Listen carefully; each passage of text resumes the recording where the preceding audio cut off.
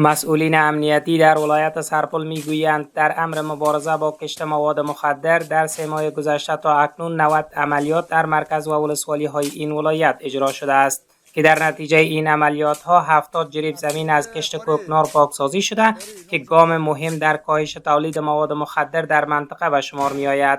آنها افزودند علاوه بر اقدامات مستقیم علیه کشت کوکنار، این نیروها به معضل احتیاط نیز توجه داشتند که در طی این عملیات ها 88 تن از معتادین مواد مخدر شناسایی و به مرکز ترک احتیاط معرفی شدند. از این طریق بتوانند به زندگی سالمتری بازگردند و از چرخه احتیاط خارج شوند. مدیریت مبارزه علیه مواد مخدر کماندانی امنیتی سرپل در مرکز و ولسوالی ها 90 عملیات اجرا شده است که در طی این عملیات ها 70 جریب زمین از کشت کوکنار پاکسازی شده است.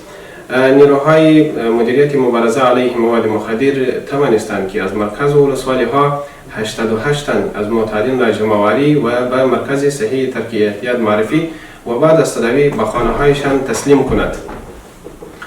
نیروهای این مدیریت 25 تن از فروشندگان مواد مخدر را دستگیر و به پنجه قانون سپرده است. در همین حال تعدادی از باشندگان ولایت سرپل از پاکسازی کشت کوکنار خرسند هستند و این اقدام را گام مثبت در راستای بهبود وضعیت منطقه می‌دانند.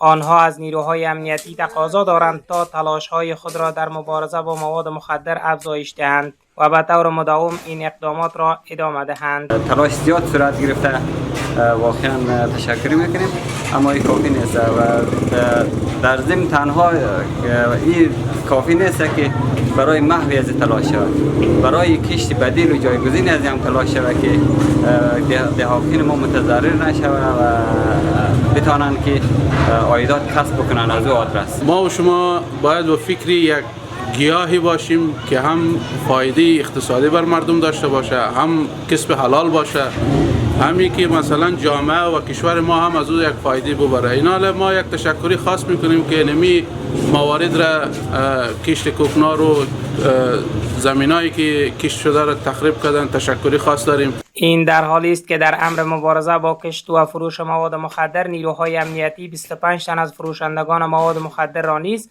از مربوطات این ولایت بازداشت نموده و به پنجه قانون سپردند. قمرالدین پویا عزیز، رادیو حریت، ولایت سرپل.